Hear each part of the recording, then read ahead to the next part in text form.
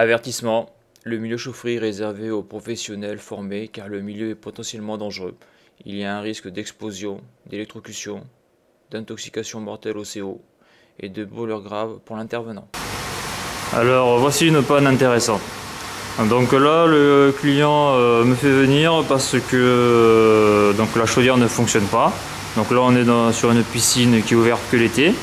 D'accord. Donc moi lorsque j'arrive je constate que le brûleur ne tourne pas.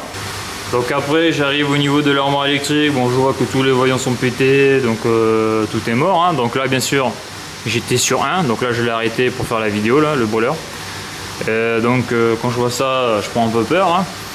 Donc après je regarde s'il y a des schémas électriques, donc en principe quand vous avez une installation comme ça dans cet état là il n'y a plus rien, il n'y a plus de schéma. Donc après j'ouvre l'armoire. Donc là on peut voir que c'est plus tout jeune, hein. Bon c'est esthétique, c'est joli, hein. Ça a quand même bien vieilli dans le temps. Mais on voit que aussi rien n'est repéré. D'accord. Donc là on peut voir que c'est en vrac parce que j'ai... Bon je vais l'expliquer après. Donc qu'est-ce que je fais là? Donc à un moment donné je me dis peut-être qu'il n'y a plus de gaz. Donc on voit que sur la conduite gaz il n'y a pas de mano. Donc je branche mon mano là, donc là on voit qu'on est sur du 20 millibar. Ok. Donc après je me dis ok, donc juste avant de faire ça je regarde quand même l'aquastat surchauffe. Voilà, là j'ai démonté parce que j'ai voulu le contrôler électriquement, donc il est bon. Donc l'aquastat surchauffe est bon, j'ai du jus. Je démonte la prise de T1T2 là, voilà, pour contrôler quoi, T1T2 phase neutre. Hein. Donc là je démonte ça, la phase neutre, je prends la tension avec mon testeur et je vois que j'ai 0 volt. Donc ça c'est pas normal. Donc comme j'ai 0 volt et que mon aquastat de surchauffe est correct, donc je vais voir au niveau de l'armoire. Donc au niveau de l'armoire, qu'est-ce que je fais? Comme rien n'est repéré, je contrôle toutes les alimentations électriques. Toutes les alimentations électriques sont bonnes. Ok. Donc là le gros souci c'est qu'aucun câble est repéré. Donc qu'est-ce qu'on a fait? Qu'est-ce que j'ai fait? Donc là j'ai mon câble de la prise T1T2 phase neutre. Donc on l'a débranché. Bien sûr on a coupé toutes les alimentations de l'armoire. On a branché un conducteur jusqu'à ici là. Et après avec l'ohmmètre. Tu veux me tenir? On va prendre le jus parce que là les pièces sont nues sous tension là. Et avec l'ohmmètre on a testé. Donc au début je les ai enlevés là avec ces borniers à la con là. Parce que j'ai pas le bon tournevis. Et après donc avec une pointe fine. On a testé tous les bleus et à un moment donné on a trouvé que c'était ça. Ça là, ce câble là il descend dans l'armoire là et ça va au brûleur. Donc le souci c'est ça. Donc on a enlevé j'ai enlevé le couvercle. Je suis remonté au contacteur du brûleur donc qui est ici. Et là on voit qu'il y a du jus, mais là on voit qu'il n'y a pas de jus sur la commande. Donc après on a du fil par fil, hein, il n'y a pas de schéma électrique. Donc on continue à tracer le conducteur et après on a vu que le conducteur sortait de ce côté là et aller ici et traverser le mur là, on le voit là, il y a le trou là, voilà.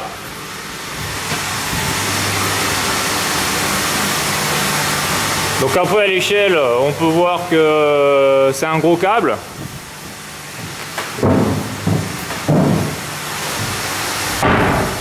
Donc on a tracé et donc on voit qu'ici là on voit ici il n'y a que des petits câbles. Et là, lui, c'est le plus gros. Donc là, on voit qu'ici, c'est une alimentation qu'on a contrôlée. Et là, on voit qu'il y a ces deux câbles là. Ces deux conducteurs qui vont ici.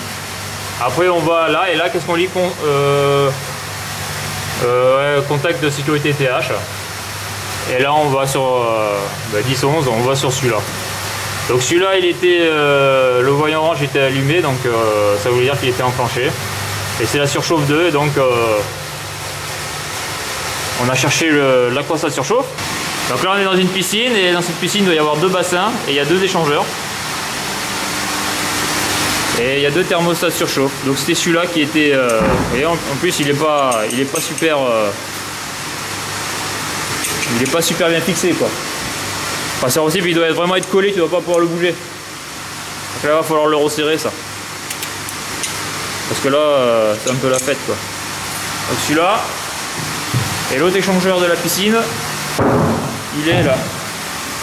L'aquastat surchauffe. Donc on a mis 1 heure. Quand j'ai mis 1 heure, après le collègue est venu m'aider. Alors qu'un schéma électrique, ça aurait pris 10 minutes maximum. Donc on voit toujours l'intérêt d'avoir un schéma électrique. Hein. En tout cas en maintenance industrielle, si vous n'avez pas de schéma électrique, on voit que c'est le bordel. Voilà, après on est dans le génie climatique, donc bon, souvent les installations, on va dire qu'il n'y a pas de perte de production quand il y a un arrêt, quoi. Sauf une piscine, hein, quand l'eau est trop froide, elle ferme. Donc voilà, donc maintenant je vais tout refermer. Je vais marquer ça sur le cahier de chaufferie, comme ça le collègue, si un collègue doit venir en astreinte ou autre, il ne se prendra pas la tête. Et voilà, donc c'est une panne électrique, intéressante.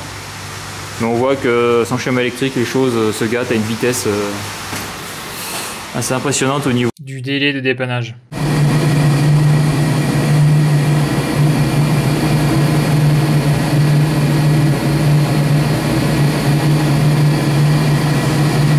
Il n'y a plus que ça à remonter, c'est bon. Alors on peut se poser la question de l'intérêt de mettre 3 aquastats de surchauffe en série. Hein.